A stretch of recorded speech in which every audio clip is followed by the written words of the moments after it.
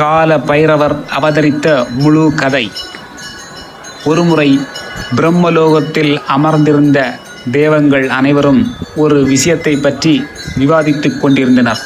அப்போது ஒரு தேவதை தேவங்களில் மிகவும் உயர்ந்தவர் யார் என கேட்க, அங்கு அமர்ந்திருந்த பிரம்மா சற்றும் தாமதிக்காமல், இதில் என்ன சந்தேகம், என்னை விட உயர்ந்தவர் யார் இருக்க முடியும் என்று கூறினார்.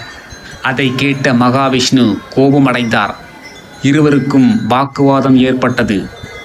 விவாதம் முடிவுக்கு வராமல் அவர்கள் 4 வேதங்களையும் அழைத்து அவற்றின் கருத்தை கேட்டனர். அந்த 4 வேத அதிபதிகளும் சற்றும் தயங்காமல், எவர் தன்னை வேண்டி நிற்கும் பக்தர்களுக்கு உடனே சென்று அருள் அளிக்கிறாரோ, எவர் மிக சக்தி வாய்ந்தவர் என மக்களால் கருதப்படுகிறாரோ, எவர் உலகத்தையும் ஆட்டி படைத்தபடி அமர்ந்திருக்கிறாரோ அவரே உயர்ந்தவர், அந்த அனைத்தையும் பெற்றுள்ளவர் சிவபெருமான் என்பதால் சிவபெருமானே உயர்ந்தவர் என கூறினார்கள். இந்த 4 வேதங்களும் கேட்ட பிரம்மா இன்னும் அதிக ஆத்திரமடைந்து சிவபெருமானுடைய உருவத்தை குறித்து கண்டபடி பேசினார். யார் இந்த சிவன்? உடலெங்கும் சாம்பல் பூசிக்கொண்டு சடை முடியுடன் மயான சாமியார் போல தூசி பிடித்த உடலுடன் இருந்து கொண்டு கழுத்தில் நிறைய மாலைகளுக்கு பதில் பாம்புகளை தொங்க விட்டு கொண்டு ஒரு மாட்டின் மீது அமர்ந்து கொண்டு சுற்றித் திரிகிறாரே, அவரா என்னை விட உயர்ந்தவர் என மேலும் மேலும் அவரை பற்றி பேசிக்கொண்டே இருந்தார். இது கைலாயத்தில் இருந்த சிவன் காதுகளில் அனைத்தும் விழுந்தன. கொதித்து போனார் சிவன். விஷ்ணு மற்றும் பிற கடவுள்களும் தேவதைகளும் பிரம்மா பேசுவதை கேட்டு பிரமித்து நின்றார்கள். அவர்கள் முன் ஒரு பெரும் சத்தத்துடன் கூடிய ஒளி வெள்ளம் தோன்றியது.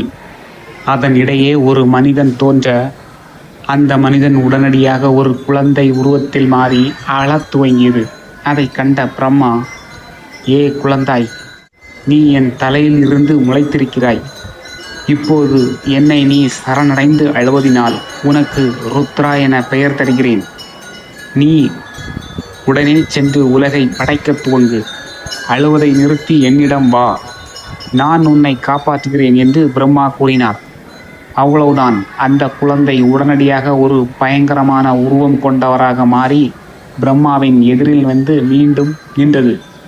ஏ மனிதா, இப்படிப்பட்ட பயங்கரமான முகத்துடன் வந்து நிற்கும் உன்னை காலத்தை காக்கும் மனிதராக நியமித்து உன் பெயரை கால பைரவர் என்று மாற்றுகிறேன் என்று பிரம்மா ஆசீர்வதித்தார். நீ மக்களுடைய பாவங்களை ஏற்றுக்கொண்டு தீயவர்களை அழிப்பாய். இறந்தவர்கள் மோட்சமடைய செல்லும் காசி நகருக்கு சென்று காசி ராஜாவாக இருந்து சந்திரகுப்தன் கூட கணக்கெடுக்க முடியாமல் உள்ள பாவங்களை போக்கிடுவாய் என ஆசீர்வதித்தார் பிரம்மா. அதுவரை அனைத்தையும் பொறுமையாக கேட்டுக்கொண்டிருந்த அந்த பயங்கர உருவில் வந்த சிவன் துள்ளி எழுந்தார். பிரம்மாவின் 5 தலைகளில் தன்னை கண்டபடி திட்டிய ஒரு தலையை நகத்தினால் கீறி துண்டித்து தன் கையில் ஏந்தினார். தன் சுய உருவத்தை காட்டி, எந்த தலை என்னை கண்டபடி திட்டி பாவத்தை பெற்றதோ அந்த தலையை பைரவர் அழித்து விட்டார் என கூறினார். அப்போதுதான் பிரம்மா மற்றும் அனைத்து தேவர்களுக்கும் புரிய வந்தது, வந்துள்ளவர் சிவபெருமான். அவரே தன் ஒரு ரூபமாக பைரவரை தோற்றுவித்துள்ளார் என அனைவருக்கும் தெரிய வந்தது. நின்ற சிவபெருமானை அனைவரும் வணங்கினர்.